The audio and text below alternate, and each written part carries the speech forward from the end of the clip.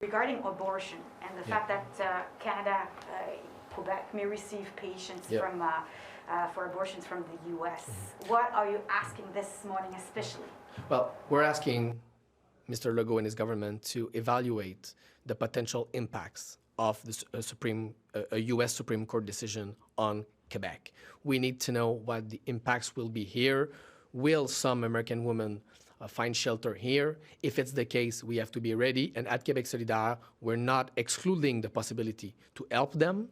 But first, we have to evaluate the impacts, and we have to make sure that Quebec women also have a fair and complete access to abortion, which is, right now in Quebec, not always the case, not in all regions. The Conservative Party of Quebec candidate, Dr. Roy Epen, he is pro-life, and he said that he would not act on changing the legislation, but basically trying to convince people of what pro-life means.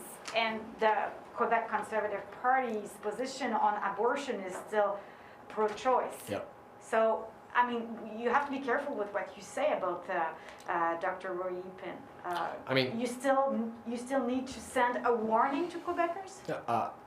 What I think is that no country, no nation is absolutely protected from the rights of women going backwards. You know, this is what we have to learn from that potential U.S. Supreme Court decision. We have to keep fighting for those rights. We have to keep defending them. And I'm not saying this to alarm people. I'm saying this because it's a fact, and because we have to remember those fights are never definitively won.